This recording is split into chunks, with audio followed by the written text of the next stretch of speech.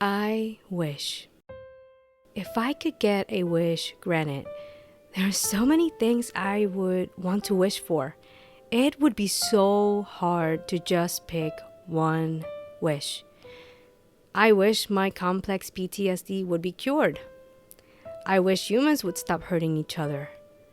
I wish that a podcast like this was not needed. I wish everyone would get an opportunity to heal their trauma. I wish I could live one full day not feeling afraid, overwhelmed, sad, and anxious.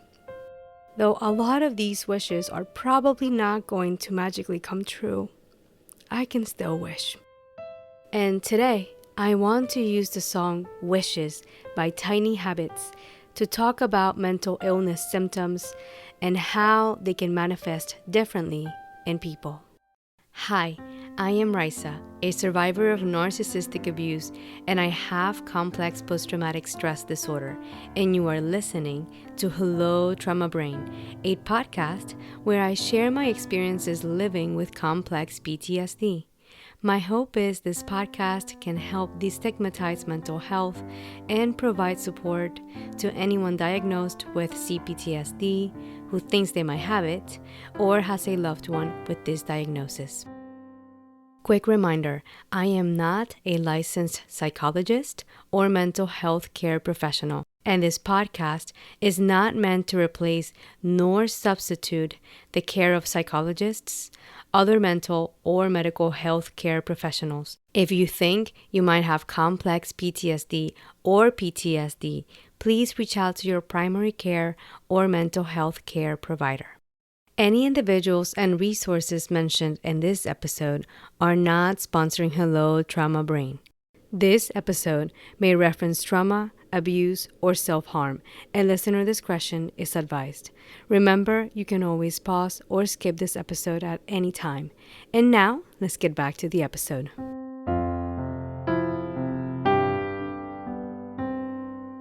Hello, dear survivors, and welcome to this episode of Hello Trauma Brain. Thank you for joining me today. If you are listening on YouTube, a gentle reminder to hit the like button and subscribe to let me know this episode was helpful. Quick check-in. The bites are still here.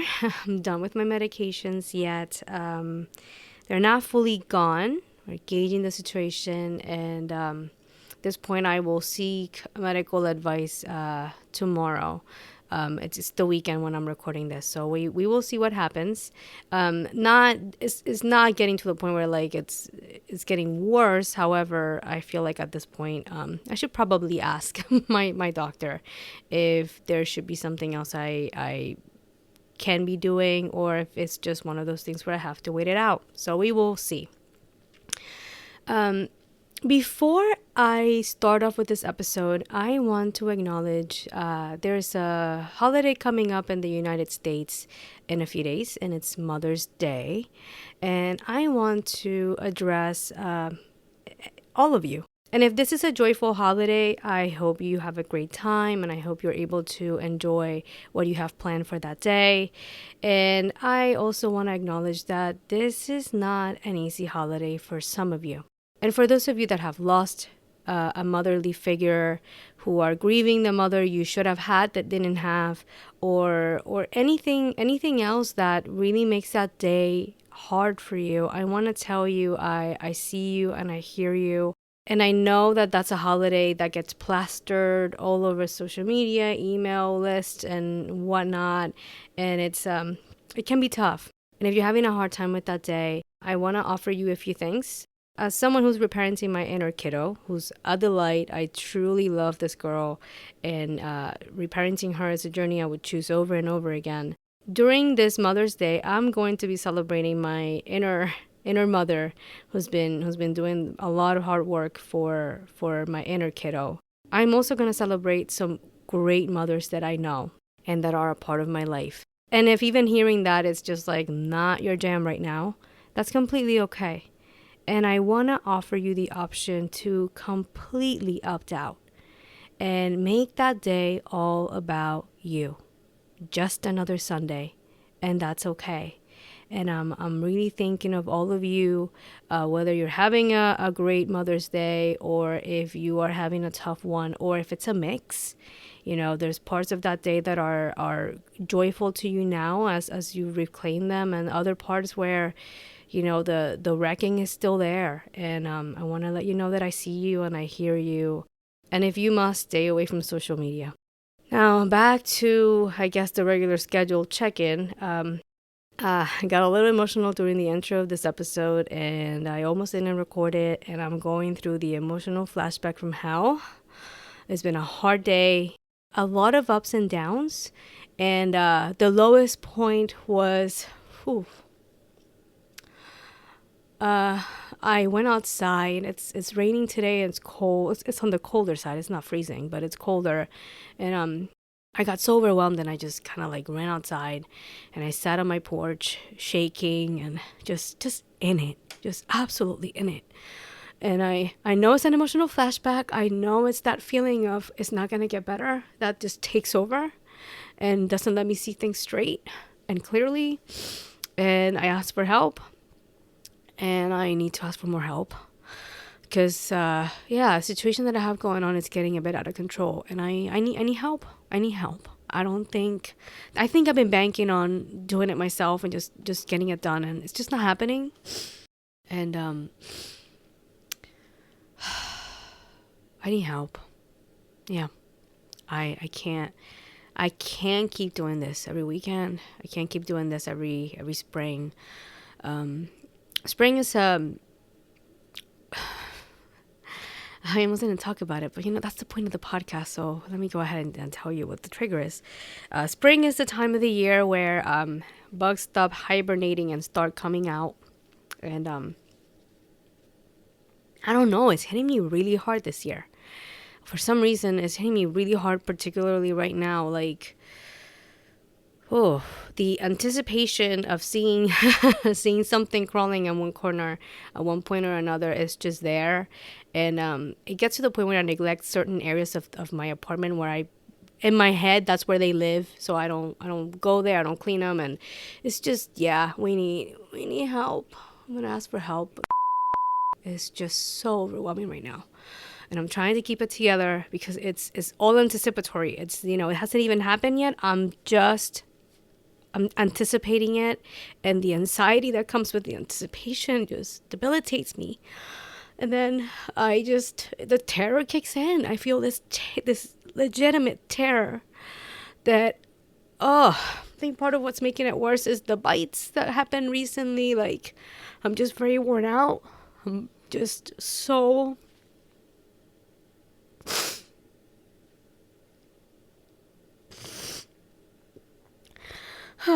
It's been so much lately, and I'm just not having, I don't have the bandwidth to deal with another trigger. I just don't.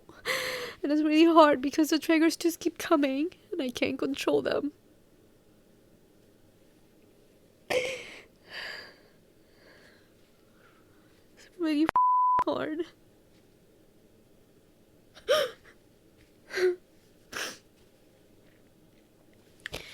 Okay. I'm just gonna sit with it. I'm gonna sit with it because this is part of the thing. And maybe one of you is going through the same right now. And I know it's a phobia. And I'm really banking that EMDR is gonna help with that because it's supposed to be able to help with that. And maybe I'm banking a little bit too much on it.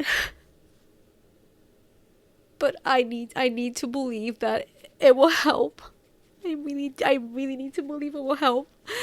Or I don't know what I'm gonna do. So I'm gonna keep going. I'm just gonna cry it out. Oh God. What the heck, man? It's absolutely nuts. It's just absolutely nuts. It's every day. It's just every day. So I live my days. Oh my God. Okay. All right. I'm gonna take a deep breath. You're welcome to join me. Okay,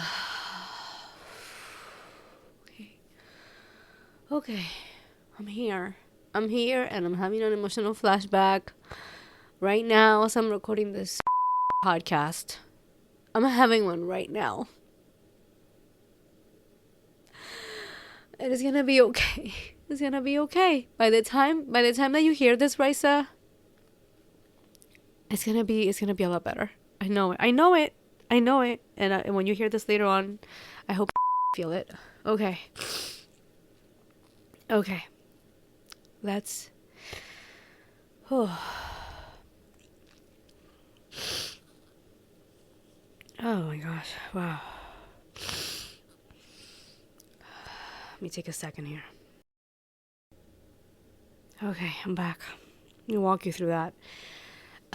Feels like my chest is just getting squeezed to no end. My therapist calls it the elephant sitting on my chest, and I'm feeling it right now. Oh. I'll need another moment. Let me take it. Okay. A little bit better, not completely gone.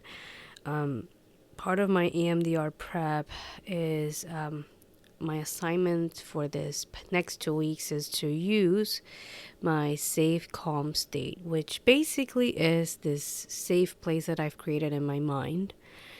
That is, in my case, is literally another planet. That's the only place I could feel safe. I created a whole planet just for me. And I visualize it and I try to really get all my senses involved there, while I'm breathing. And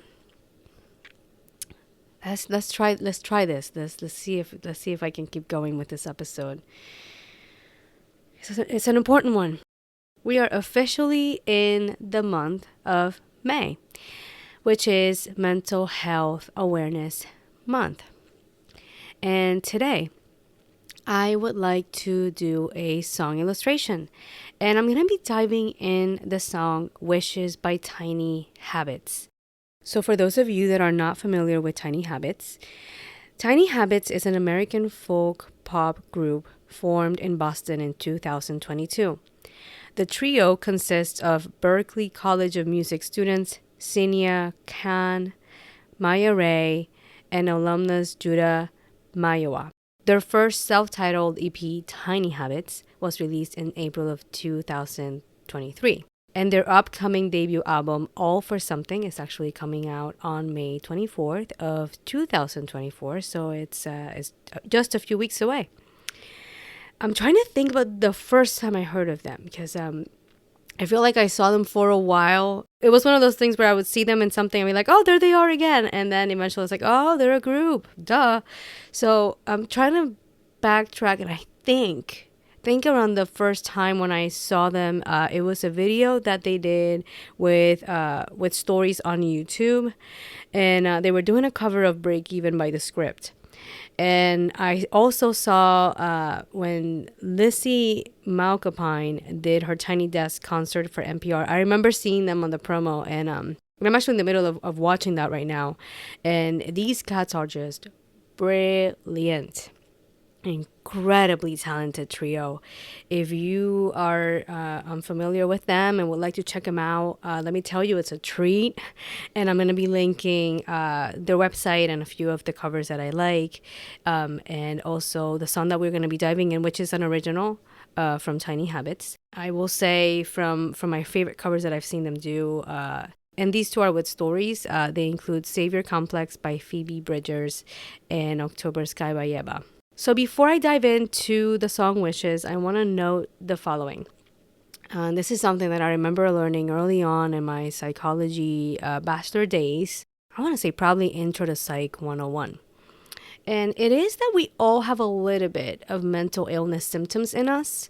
And really the factor that leads to a diagnosable disorder, it really kind of hangs on how it impacts your life, your work, relationships, etc. Like if the symptoms are disruptive, that's when that's a telltale sign that you probably want to be seeking help. And I know I've said this before in the podcast. I know that therapy is not accessible to everyone, but I'm just gonna say it out of that's just the ethical, responsible thing to say. If during this episode or during this any of the episodes or this content you feel like there's something that's just really resonating with you, I really invite you to seek help. Free support groups, actual therapy, resources online. Please, please, please. One thing that I overlooked in myself was how disruptive, it was. And I just kept adapting to it and trying to outrun it and figure out a way to just deal with it on my own. And I cannot tell you, if there's anything I regret, is not seeking help sooner. That's about the only regret I have in terms of the therapy thing. My therapy journey has had a lot of bumps, a lot of ups and downs. And if there's anything I would change, is I would have done it so much sooner, because I really spent a lot of years just struggling and just going through it with no help. And now that I have the resources and they really have improved, I'm still struggling, and you just heard it a few minutes ago, but the resources really make a difference. They really do. What you heard earlier, that could have turned into a whole all night long ordeal. It didn't take me long to get back on recording, and it's because I have tools, I have help, and I'm doing a lot of work, and it does make a difference. So let's dive in, wishes. And each verse is a verse that one of them wrote. And I'm not diagnosing the singers here or their verses. And some of these are going to be relatable to me. So I'll share a little bit of how it shows up for me. And I hope that's helpful. So the first verse goes, I wish I was a reader. And I wish I was the kind of daughter that calls her mom with stupid questions or anything at all. I've talked about this before, that with my complex PTSD, the ADHD presentation really impacts my ability to focus and read. And reading is just a big challenge. And I still struggle with that quite a bit. There have been rare books that I'm able to finish. And for the most part, a lot of my books are still, collecting dust on my shelf, completely unread. And some are just, in progress. And it takes a long time. It takes a long time. And I kind of mourn that, because as a kid, I used to love reading. I was that kid that devoured books. And I guess as the trauma piled on more and more, my ability to read just got wrecked. And I want to say the moment when I noticed the big shift was when I finished school, when I finished college. Like once I finished college, I was just so burned out from reading that it just became really hard to do it again. And I can't pinpoint exactly where the joy of reading kind of went away. And I miss it. I really do. The other part of this verse is kind of linked to this whole thing with Mother's Day coming up. I'm gonna take that, and I don't know, for the person who wrote this verse, what situation is going on for them, but I'm just gonna apply it to pretty much a lot of different situations where a daughter is not calling their mom. It could be that the mom has passed.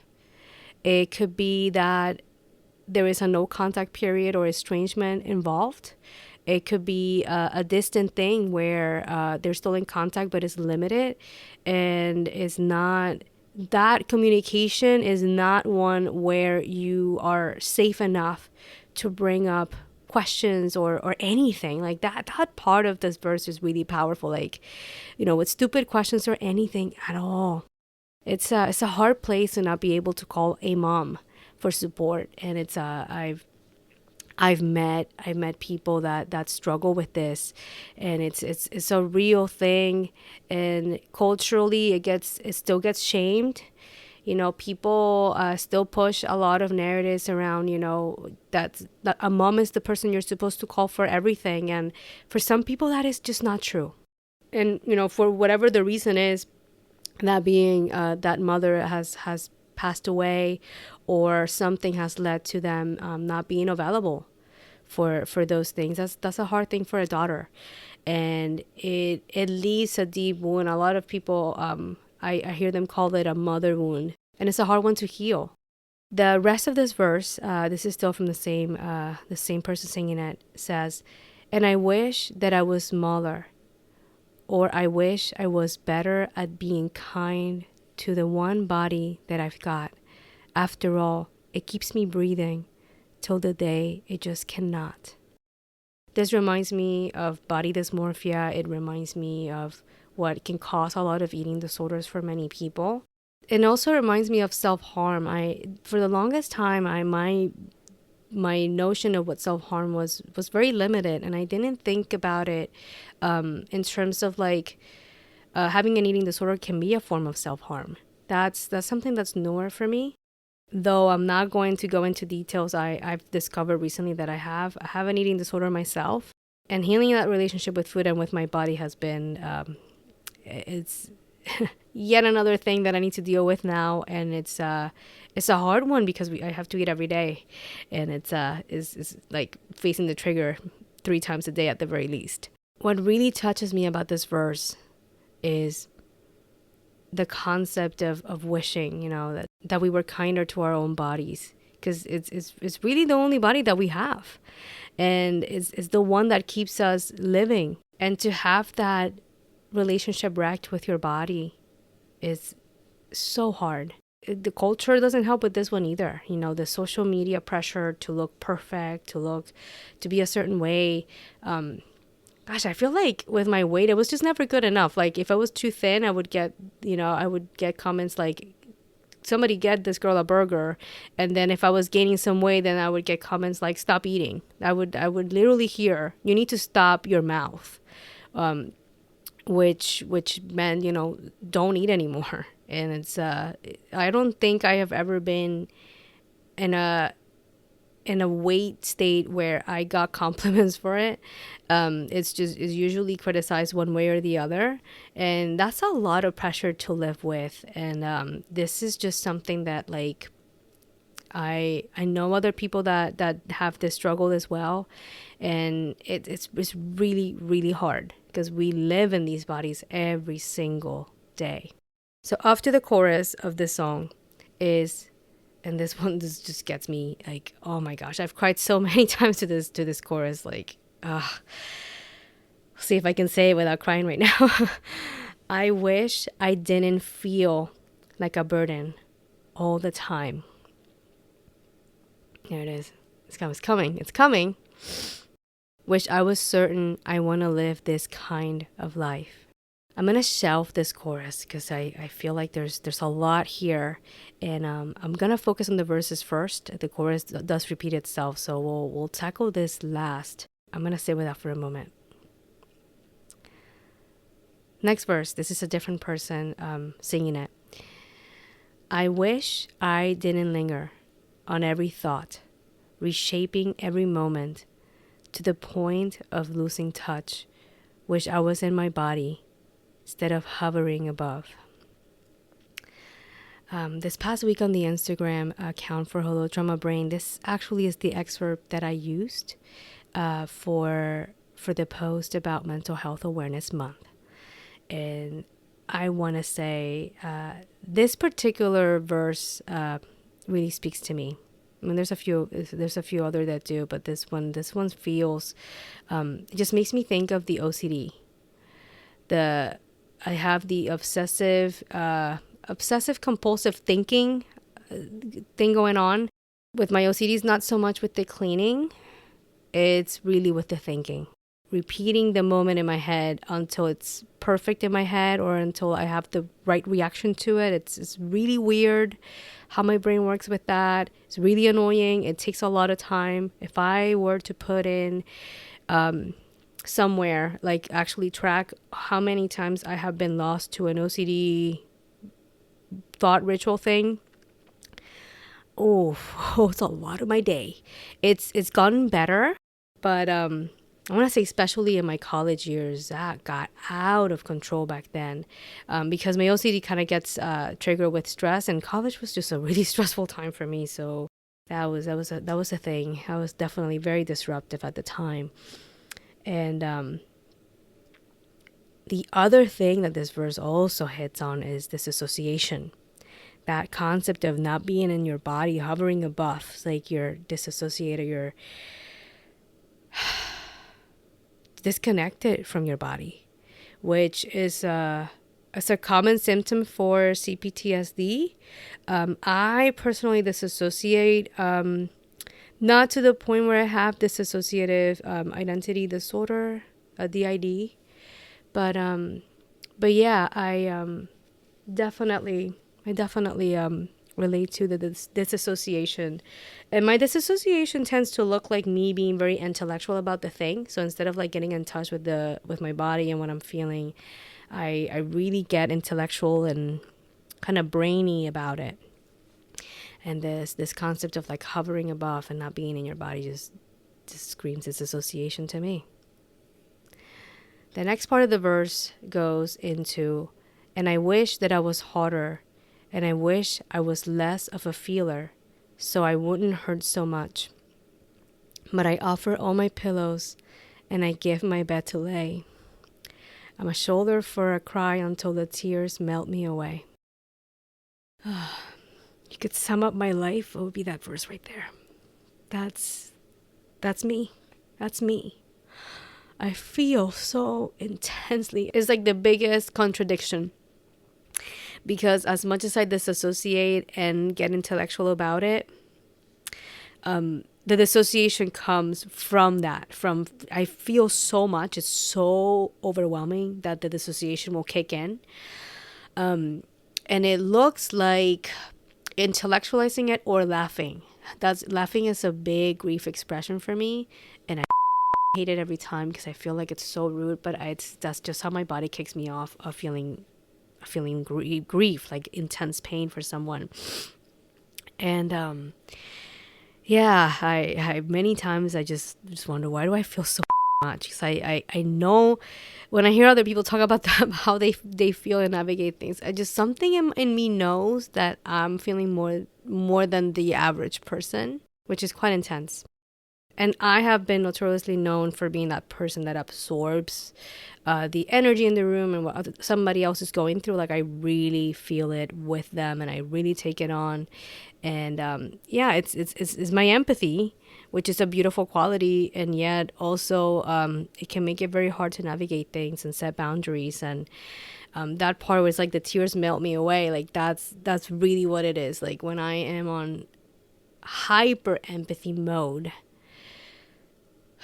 I get deeply affected by what's going on, and it is something that I'm trying to learn how to navigate and set boundaries. I guess set boundaries to protect myself.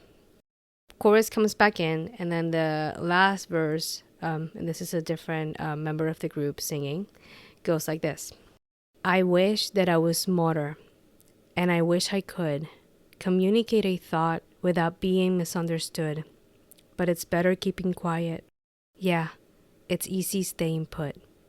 This one is one that I'm not relating to as intensely as the other verses, but this one, to me, what comes to my mind is that fear of communication. And I feel like when you're afraid of being misunderstood, it's because you've experienced being misunderstood, and that makes it very hard. That makes it extremely hard to navigate relationships. I can hear the introversion and the shyness on this one, and not engaging in situations with other people for that fear of what could happen. And that's a hard one, because we're social creatures. Connection is the bread and butter of living as a human being, and to have that fear get in the way of letting people in, and how hard that has to be. And I will say that the keeping quiet and staying put, I relate to that when I'm in the freezing response myself. Like if I am in a situation where I don't perceive that it's safe to express myself, I do keep quiet. And I'll say there's a bit of a shame that comes with that sometimes, that there's a bit of that regret and that intense feeling of like, did I do the right thing by doing that? And that regret of like, I wish I would have said the thing, but I didn't at the time. This verse goes on to say, and I wish I didn't cater when I know I should have. Stop begging for forgiveness and start putting down my foot. I'm just used to people pleasing. Yeah, I've gone way too good. I think I've become the person that I said I never would. This one I do relate to as well because of the people pleasing, that fawning response. And one thing I want to point out is something I heard Dr. Ingrid Clayton say recently in one of her posts. A misconception with people pleasing and fawning is that the person is choosing to do that. And that's actually not what's happening. If you really take in that is a trauma response and you see it as such, that removes the choice. You are already asking for forgiveness and saying I'm sorry, that hyper apologizing, and it comes out of your mouth before you even realize it's coming out of your mouth. Like that, it really comes from a place of trying to stay safe. In this verse, when I hear that, I've gotten way too good at it. That's the thing with it. It's so automatic. It's almost like autopilot. Like, have you been in a situation where, the autopilot just kicks in and you don't even know what you're doing. You're just doing it. That applies to the fawning response. That's what it feels like when it kicks in. And I'll be honest, I still do the fawning. I still do the fawning response to this day. I am more aware of it, but it's not, after so many years doing it automatically, it's just not going to go away in 2 days of therapy. And another part of the song that just wrecks me is that I think I've become the person I said I never would. If there is anything that I fear with a passion, and I have heard many survivors say they fear, to the point where it really drives a lot of their decision making, is the fear that we will become like our abusers. And I have heard licensed independent clinical social worker Patrick Dehan talk about this one in terms of, we spend a lot of our energy trying not to be like them, to the point where we are swinging all the way to the other side. And part of healing that for me has looked like learning to pendulate more towards a middle ground, because often people that are concerned about being abusive and being narcissistic or being whatever are the people who are not. Abusive people don't really spend their days wondering if they're abusive. Like they're just spending their days being abusive. So yeah, that's a really, really important piece. Now, let's dive into the chorus. And at this point, the last chorus adds a few more things to it towards the end. So we'll just take the whole thing as a whole. The main chorus is, I wish I didn't feel like a burden all the time. Wish I were certain I want to live this kind of life. I feel like I spend so much of my time really inhabiting the space of feeling like a burden. Truly. Taking space for me is just really hard. I don't know how to take space. And people that are very close to me, they call me out on it. They call me out on how if I share something that I'm going through, I immediately like turn it back to them like right away. I don't even let them like address it. I just, for me, even the concept of telling you what I'm going through, that is burdening enough in my head. And I have a hard time. I have a really hard time. It's been a big part of my healing process to even say it out loud. So I'll take my wins. That's a good step. But taking space is just, man, I really do feel like I'm a burden constantly. And it's something that I'm working on actively. It's a definitely a part of my recovery.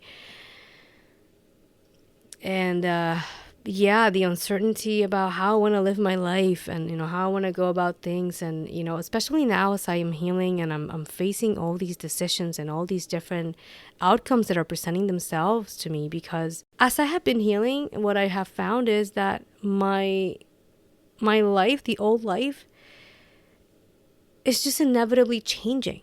I didn't really go into this expecting my whole life to change, but it's just been one of those things where, like, it's almost like a side effect of healing. Like, it's just, you can't change the patterns without changing your life. It's all organically happening at the same time. Now, for the last chorus, they add a few more lines, and one of them is, I wish I wasn't so scared of something. And I wish these wishes weren't all for nothing all the time. I wish I wasn't so scared of something.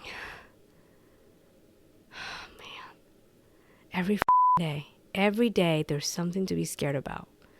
If it's not the bugs, it's something else. And if it's not something else, it's the bugs. And if it's neither of those things, another thing comes in. I think my nervous system is just so wired to be in fear and terror that it's all it knows and it's all it seeks.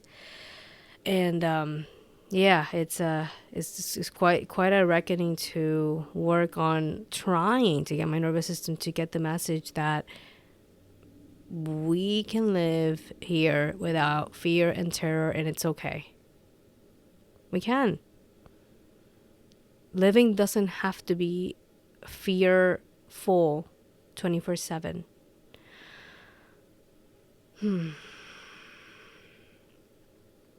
And finally, I wish these wishes weren't all for nothing all the time. I'm not sure what I can add to that. I think that kind of speaks for itself. And as I wrap up this discussion, I want to add an extra verse. So in terms of the timeline, I had already posted last week's promotional post with wishes. I had already decided wishes was going to be the song illustration for this month. And then I see Tiny Habits post on Instagram, and their post says, something along the lines of, like, they're really enjoying people writing their own verses to wishes, and they go, let's make it official. So they recorded a clip of them doing an instrumental, and they're inviting anyone who wants to sing their verse along to the instrumental to, I guess, do like a remix on Instagram and post it. And I'm gonna accept the invitation, and I've written a verse, and I'll read it here now. I don't know if it will change, so I keep changing it. I've changed it quite a few times already, but as of today, this is what I've come up with, and I'm planning on recording myself singing this and just throwing it out there. And I'm gonna let go of the pressure for it to be perfect and all that, because that's why I keep changing it. I'm like, maybe that doesn't sound good, let me try this. And I feel like if I keep spinning on this wheel, I'm never going to finish it, and I'm never going to post it, and it's just not going to happen. So I'm just going to take a little risk and do it. And but I'll read it here. And you are so welcome to to check out the post. I'll link the post. I expect to record it and post it before this episode comes out. So the plan is to have it linked on the show notes. So if you have Instagram and you want to see it, you will be able to. So my verse goes like this. I wish that all my trauma would disappear. No longer spend my days drowning in a sea of fear. Maybe then I'd see the goodness others say they see in me. I wish I could go back and tell myself that one day things will get better. We will learn to take our space, trusting in our intuition, and the things that were only happened because of them, and it was never about us. So there it is, my little verse. Wish me luck. And just to give you an extra check-in, how I'm feeling as I finish recording this episode, I feel Definitely more regulated than I did when I kind of broke at the beginning of this episode. So that's helpful information. And yeah, I guess I'm off to continue with the rest of my day. But thank you for being here for this song illustration. I hope you find it helpful, and I hope all our wishes come true.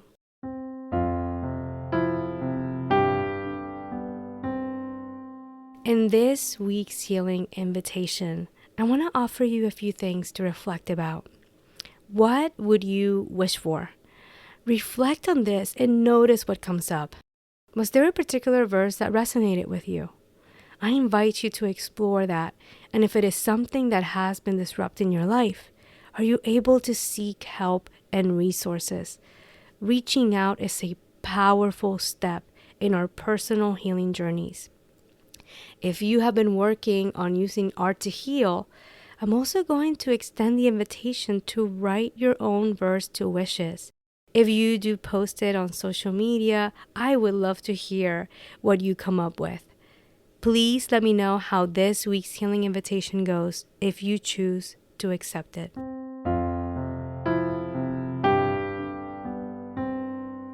Before we wrap up this episode, all music and production is courtesy of yours truly.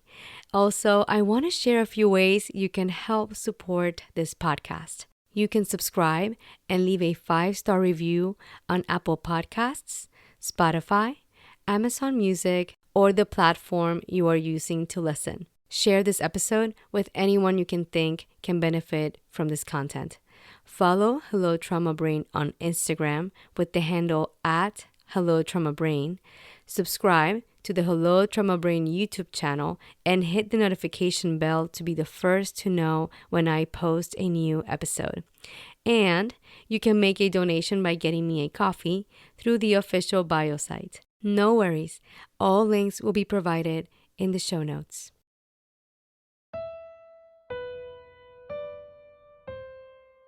Thank you for joining me today.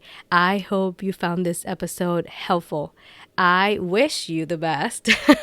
I just realized I do this every single time. So in the spirit of wishing, one more time, I wish you the best as you reflect on your own wishes.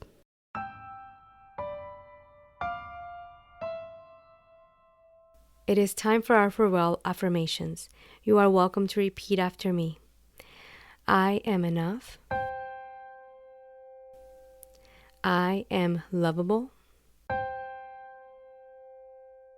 And I deserve to heal. I wish you a gentle week, and thank you for listening.